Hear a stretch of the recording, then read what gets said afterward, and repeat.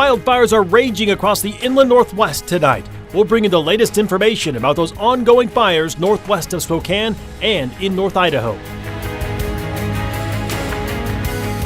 Rain is back in the forecast, and we're talking its chances of ruining the weekend. It's been about a week since a Spokane County Sheriff's Sergeant died while on duty. We'll share the latest information on how the Sheriff's Office plans to honor him. Good evening and thank you for joining us for KREM 2 News at 5 tonight. I'm Mark Hanrahan. We begin tonight with several wildfires burning across the inland northwest. In Lincoln and Spokane counties, the Crescent Road fire sparked yesterday afternoon at around 4 o'clock. It is burning in the Devil's Gap area between Reardon and the Spokane River. KREM 2 Shannon Mowdy brings us coverage tonight. Overnight, infrared aircraft was able to get a better read on the size of the Crescent Road fire burning between Lincoln and Spokane counties. It's now estimated at just under 780 acres. Original acreage estimates of 500 acres came from crews on the ground, says Angel Tomeko. So the fire itself did not have significant growth overnight. The fire did cross from Lincoln County over Spokane County lines around 7:30 Wednesday night. Spokane County Emergency Manager Chandra Fox tells KREM 2. Tonight, level 2 and 3 evacuations issued Wednesday haven't changed, and the firefight also shut down some recreation areas along Lake Spokane and Long Lake. There are several boat launches in the area that will be closed at least through tomorrow to allow for aircraft and potential tenders to draft water. DNR aircraft and crews digging lines were able to stop forward progress. State mobilization has also provided extra strike teams on the ground. And there are assessments being done at this time for any potential damages or losses, but we don't have those numbers right now. North of the fire near Long Lake, the possibility of blowing embers also put residents of Stevens County on alert. Tomeko says winds calmed Wednesday night.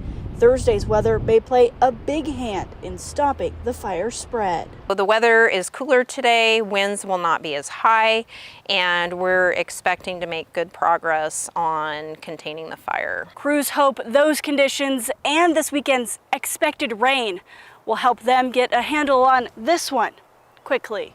Shannon Mowdy, KREM 2 News. There is a scam going around right now concerning the ongoing fires in the inland northwest. The Spokane County Sheriff's Office says some people have been claiming to be law enforcement in the evacuation zone near the Crescent Road fire. The Sheriff's Office is reminding people that deputies are going door to door in the evacuation zone to contact residents. They are not calling or telling homeowners they must evacuate. The Sheriff's Office says be skeptical of phone calls and to check your location within those evacuation zones. Meanwhile, in Whitman County, the Central Ferry fire exploded in size overnight, growing from 600 to 6,000 acres. The area between State Route 127 and Lake Bryan is under level 2 get set evacuation orders right now. That's about 30 miles west of Pullman. State Route 127 is back open after that fire shut down the road yesterday. 3 strike teams arrived overnight to help fight the fire. Authorities believe that fire was started by a car fire. Turning to Kootenai County tonight, level 3 evacuations in place for a wildfire burning near Athol. The Idaho Department of Land says it's burned about 1,400 acres so far. The Department of Lands also said it's destroyed 3 structures. Right now, level 1, 2, and 3 evacuations are in place. Here is a look at those level 3 evacuations. All residents on Raven Road, Crosswhite Road, Little Blacktail Road, and east of 2268 Sunset Road should leave right now. The American Red Cross set up an evacuation center at Sagal Elementary School in the meantime. Spokane Valley firefighters worked overnight to put out another series of small fires near Mirabou Park. Firefighters reported at least 8 small fires in the area. They were able to get them contained, and each one burned less than an acre, they said. Firefighters also say they're investigating them as suspicious. Earlier this week, the Spokane Valley Fire Department said it was investigating 3 other brush fires set along the Centennial Trail, also as suspicious.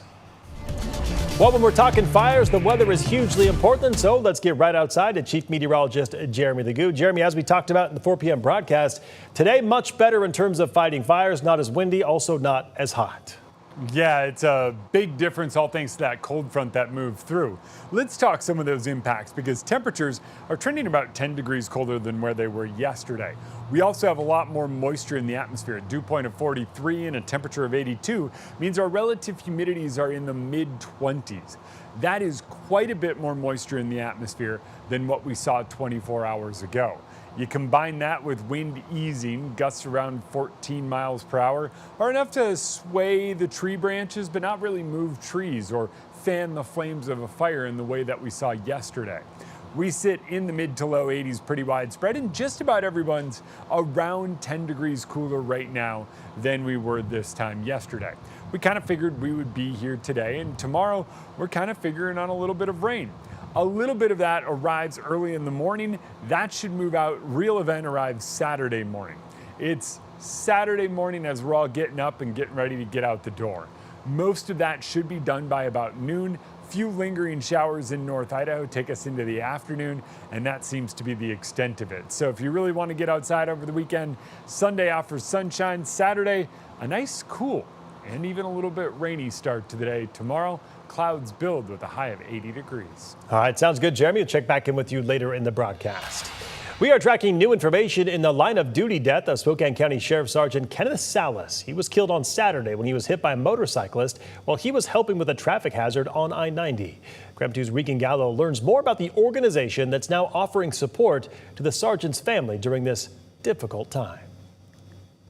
Well, as the day-to-day responsibilities for the Spokane County Sheriff's Office don't stop, now Behind the Badge Foundation is helping to step in to honor Sergeant Kenneth Salas. The Spokane County Sheriff's Office says it takes a village to honor someone who served in the line of duty. We have a moral and a legal duty to follow a family's wishes. The Behind the Badge Foundation has served Washington State for 30-plus years. Their slogan, serving those who serve. Now, 18 people under the foundation are helping to put together the memorial to honor Sergeant Kenneth Salas. Finding a safe venue, safe transportation, and coordinating with local and state law enforcement are just some of the tasks at hand. Our job is to come in here and work with the Sheriff's Office at their invitation to become one with our trusted volunteers to start a process wherein we provide wraparound services for our family members and envelop them with a lot of assistance and really a lot of love and provide them their immediate needs. For now, there are still no concrete details on when a memorial service will happen to honor the sergeant. When KREM 2 learns more, we will inform the community. I'm reporting in Spokane County, Regan Gallo, KREM 2 News. One other note tonight, the Washington State Patrol is looking for any witnesses to the crash where Sergeant Salas was hit and killed. They'd like to talk with any witnesses, see dash cam video, or find out where that hay bale had originally been loaded.